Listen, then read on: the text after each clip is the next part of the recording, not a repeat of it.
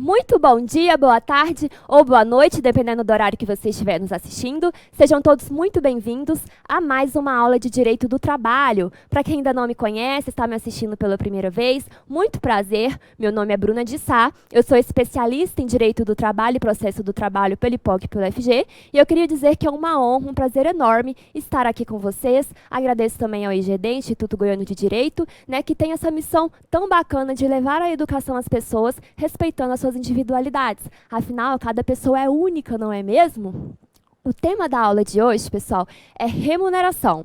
Isso mesmo, e muita atenção nessa hora, porque salário e remuneração, contrato de trabalho, relação de emprego, jornada de trabalho, são matérias que sempre aparecem em provas da OAB, provas de concurso público, ok? Salário e remuneração envolvem uma gama muito grande de institutos, então muita atenção na aula de hoje, pegue a sua CLT, pegue a sua doutrina preferida e vamos juntos para mais uma aula de Direito do Trabalho. Bruna, remuneração e salário são a mesma coisa? A resposta é não, definitivamente não. Remuneração é gênero, o qual salário é uma de suas espécies. Olha só o que o artigo 457 da CLT Caput nos diz. Compreende-se na remuneração do empregado, para todos os efeitos legais, além do salário devido e pago diretamente pelo empregador, como contraprestação pelo serviço, as gorjetas que ele receber. Ou seja, a gente pode fazer essa equação que está aqui no quadro, pessoal. Olha só, gorjeta, remuneração é igual salário mais gorjetas, E quando eu digo salário, eu quero dizer todo o complexo salarial pago diretamente pelo empregador. E gorjeta é aquela paga por um terceiro, estranho à relação de emprego, que são os clientes, que eles pagam as gorjetas, sejam elas espontâneas ou cobradas pelo empregador a título de distribuição entre os seus empregados. Continuando, e por falar em gorjetas, olha só no vídeo o que a súmula 354 do TST fala. A gente tem que lembrar que as gorjetas, elas integram a base de remuneração do empregado, mas elas não servem de base de cálculo para 4 parcelas. E quais são elas, Bruna? Olha só, você vai lembrar de NAD. NAD do verbo nadar. Por quê, Bruna? Isso mesmo. Olha só. N de noturno, adicional noturno, A de aviso prévio, D de DSR, descanso semanal remunerado, e E de extras, horas extras. Passa aqui para mim. Então, memoriza essa dica para você lembrar que as gorjetas não integram a base de cálculo destas 4 parcelas que eu acabei de falar. Adicional noturno, aviso prévio, descanso semanal remunerado e horas extras. Continuando. O que compõe o salário, O que faz esse complexo salarial? Segundo o parágrafo único do artigo 457, integram o salário, além da importância fixa estipulada, as gratificações legais e as comissões. O que a gente pode falar, então, de salário fixo? Esse salário fixo, pessoal, é o salário base, salário básico, Lembrando que ele pode ser pago em dinheiro ou em dinheiro e utilidades, ok? Mas ele não pode ser pago exclusivamente 100% em utilidades. O parágrafo único do artigo 82 e o parágrafo 1º do 458 determinam que, pelo menos, no mínimo, 30% deve ser pago em dinheiro. O restante pode ser pago em utilidades, ok? Mas 30% é o mínimo que deve ser pago em dinheiro. O legislador também, ele veda, é proibido de hipótese alguma que o pagamento nesse salário-utilidade seja pago em bebidas alcoólicas, drogas nocivas, cigarros. Esse cuidado do legislador é perfeitamente compreensível, não é mesmo? Afinal, o empregador, ele não pode pagar o seu funcionário com produtos, substâncias químicas tóxicas que lhe façam mal à sua saúde. Continuando. Para a gente lembrar, para a gente fazer uma diferenciação, o que é parcela, que é salário, utilidade, o que não é, a doutrina costuma fazer uma diferenciação. Olha só, se o empregador ele fornece um salário pela prestação dos serviços, estará caracterizada a natureza salarial dessa parcela. Ou seja, se for um mero luxo, não for indispensável a prestação de serviços, fica caracterizada a sua natureza salarial. Por exemplo, eu sou professora do IGD e o meu empregador me deu um carro. Então, a gente sabe que esse carro não é necessário para a execução do meu trabalho como professora. Foi um luxo, né? Uma liberalidade do meu empregador. Então, vai ter natureza salarial. Por outro lado, se o salário e utilidade for fornecido para para a prestação de serviços, né, ele vai estar descaracterizada a sua natureza salarial. Por exemplo, o fornecimento de um EPI, equipamento de proteção individual, tá? Porque esse salário será uma ferramenta para a prestação de serviços. Continuando, nós temos as gratificações legais. E quais são elas? A gratificação de função, ela está prevista no parágrafo único do artigo 62 da CLT, que diz que aqueles funcionários, né, gerentes de departamentos, diretores de departamento filial, além de ter um cargo, né, pode ter mando e gestão, tem subordinados, ele tem uma confiança maior, ele deve receber, na sua remuneração, no mínimo, um acréscimo de 40% do seu salário efetivo, ok? Ele tem que receber esse acréscimo, essa gratificação de função. Lembrando que essa gratificação de função, ela não se incorpora ao contrato de trabalho, ok? Se por um acaso o empregador retirar ele dessa função, né, reverter ele ao cargo anterior, ele não terá mais direito a essa gratificação de função, não se incorpora ao seu contrato de trabalho. Letra B, gratificação natalina, ou também conhecida como 13º salário, né? Ela é devida a todos os empregados, praticamente, né? Urbanos, rurais, domésticos, servidores públicos, avulsos, e funciona da seguinte forma: todo mês de trabalho, né, um mês ou uma fração igual ou superior a 15 dias, eu vou ter direito, né, a 1/12 do meu salário, de modo que no final do ano eu tenho um salário extra, né, se eu trabalhar o ano inteiro eu vou ter um salário extra. Quanto ao pagamento dessa gratificação natalina, a primeira parcela deve ser paga entre 1º de fevereiro a 30 de novembro e a segunda parcela deve ser paga, no máximo, até 20 de dezembro. Lembrando que, se o empregado requereu, né, no início do ano, em janeiro daquele respectivo ano, ele pode receber a primeira parcela junto com as suas férias, ok? Ele pode receber essa primeira parcela junto com as suas férias. Falamos de gratificação, agora vamos falar de adicional. Olha só na tela. Primeiro adicional noturno, ok? O trabalho, né, exercido em jornada noturna, ele vai ser remunerado com uma forma maior, com um acréscimo à jornada diurna. Além desse acréscimo de 20%, nós temos também a redução da hora noturna. Passa para mim. O que é isso, Bruna? O que é essa redução da hora noturna? Significa que das 22 às 5 horas da manhã, uma hora, ela não equivale a 1 hora. 1 hora equivale a 52 minutos e 30 segundos. Então, tem essa redução ficta da hora. 1 hora, 60 minutos, nunca vai valer, realmente, ela vai ser computada como se fosse 52 minutos e 30 segundos. Passa para a tela, pessoal. Olha só, não há incorporação ao contrato de trabalho desse adicional. Se, por exemplo, eu trabalhei vários anos na jornada noturna, recebendo o respectivo adicional, mas o meu empregador, ele me coloca na jornada diurna, né? Eu não faço mais trabalho em jornada noturna. Não fica caracterizada uma alteração contratual lesiva, até porque trabalhar na jornada noturna é lesivo, né, ao organismo do empregado. Então, não caracteriza uma alteração contratual lesiva. Prorrogação da jornada noturna. Como funciona isso? Passa para mim. Olha só. Eu comecei a trabalhar na jornada noturna, às 22 horas, só que eu não saí às 5 horas. Eu saí 6, 7 horas. Essas horas, né, posteriores às 5 horas, que não é mais considerada horário na jornada noturna, elas serão pagas, né, serão acrescidas do adicional noturno, ok? Porque essa jornada começou no horário noturno, mas se estendeu até o diurno. Lembrando que esse percentual ele varia conforme algumas categorias. Olha só na tela. Urbano e doméstico tem adicional de 20% adicional noturno. A hora noturna é compreendida entre as 22 e as 5 horas e computa a hora reduzida, ou seja, 60 minutos não é 60 minutos, é 52 minutos e 30 segundos. O rural pecuarista, o adicional é de 25%. A hora compreendida noturna é entre as 20 e as 4 e não tem redução da hora noturna. A hora noturna é 60 minutos. E o rural agrícola, ele tem direito ao adicional de 25% do adicional noturno. A jornada noturna é compreendida entre as 21 horas e as 5 horas e também não tem direito à redução da hora noturna. Próximo adicional, olha para mim.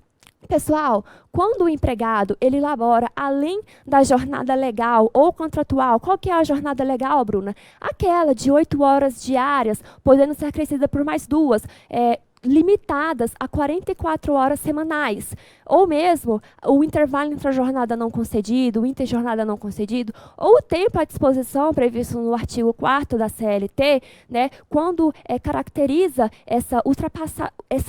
quando ultrapassa essa jornada, o empregado faz jus ao adicional de hora extra, que é de 50%, segundo a Constituição Federal. Mas olha só o que está no nosso slide. Esse percentual, ele varia de categoria para categoria, e não só de categoria para categoria, pode variar também conforme negociação coletiva. Urbanos e rurais, o adicional é de 50%. Advogados, o adicional é de 100%. Ferroviário, as 4 primeiras horas são calculadas com 50%, e a partir da 4ª hora é de 75%.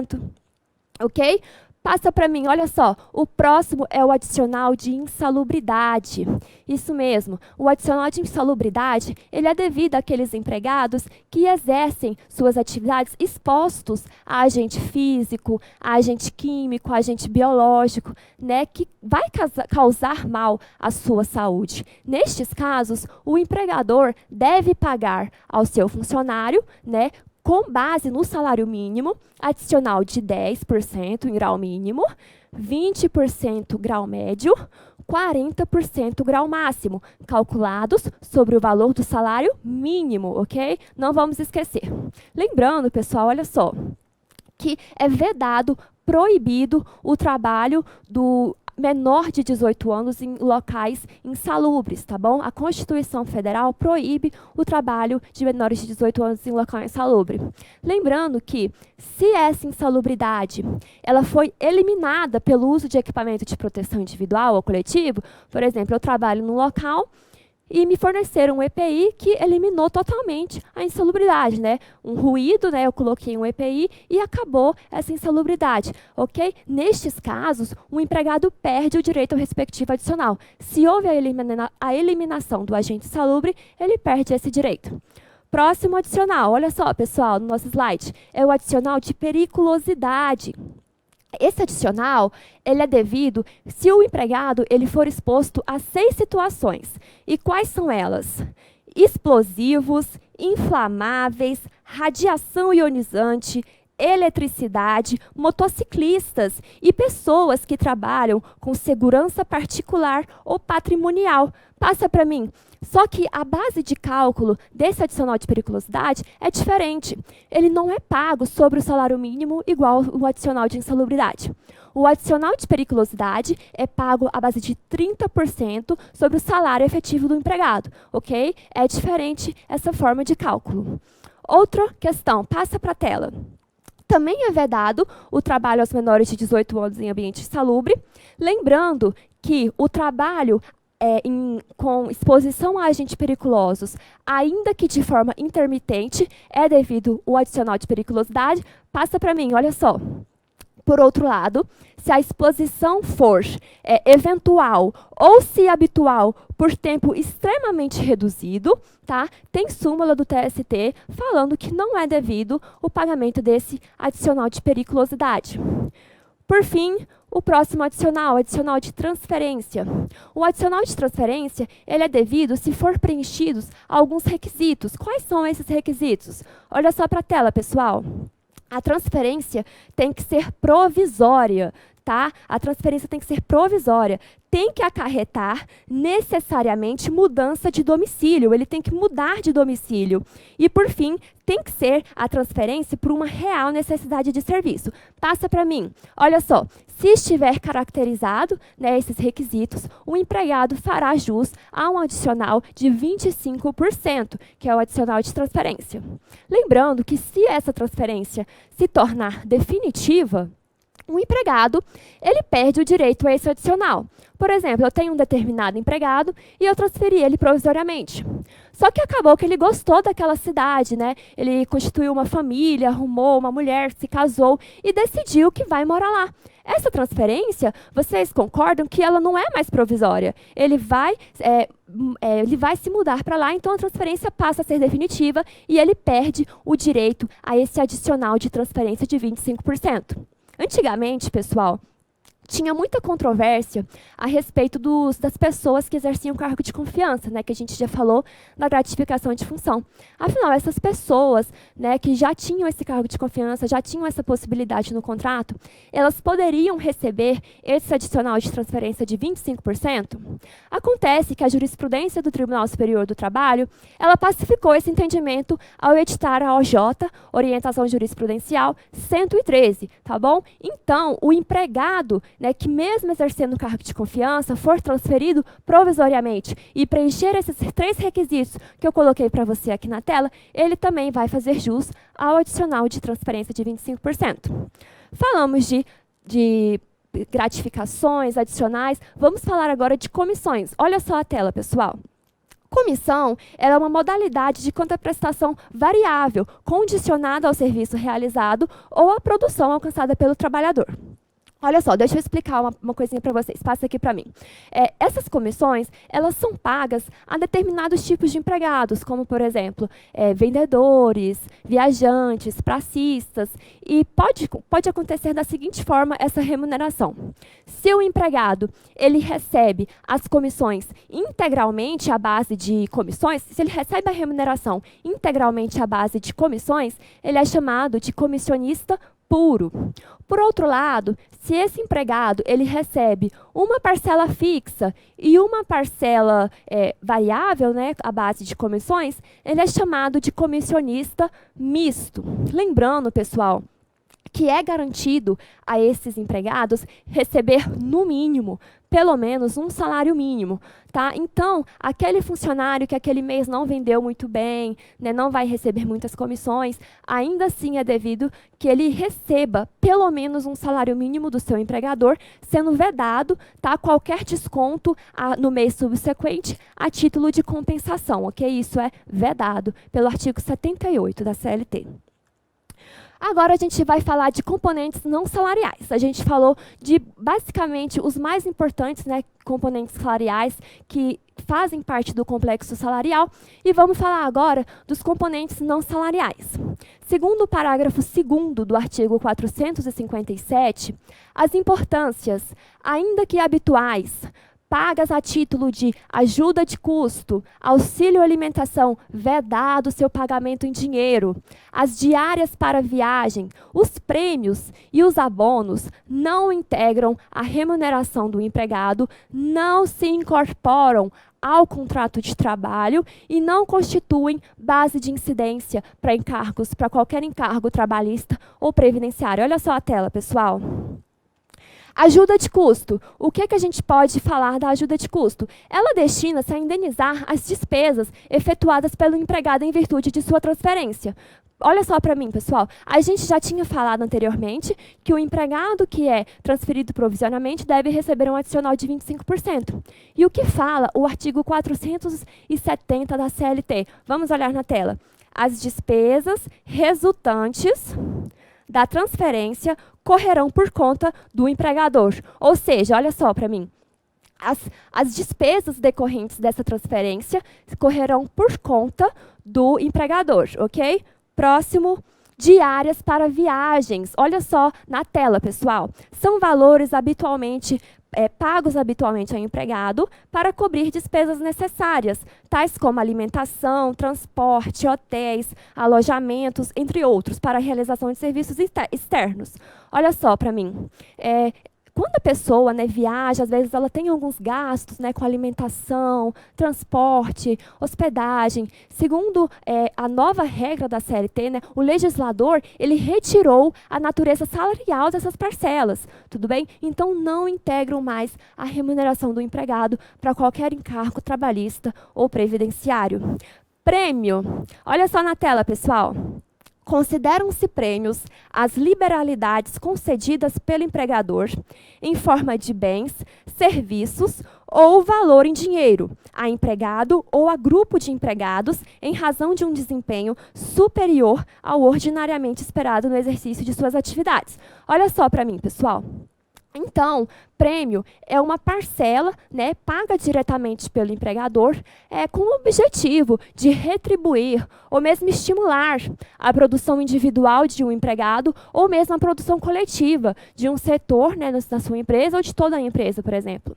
Essa intenção do legislador, né, quanto a esse prêmio, foi de que o empregador ele pudesse premiar o seu empregado, né, caso ele tenha batido uma meta, feito alguma coisa especial para a empresa, sem que essa parcela integre a remuneração do empregado. Ou seja, eu posso conceder aí uma viagem, né, ou até um valor em dinheiro, caso uma pessoa ou mesmo uma equipe, né, do meu setor tenha, por exemplo, batido um recorde de vendas. Tudo bem? E por último, os abonos. O que é os abonos? Olha só na tela.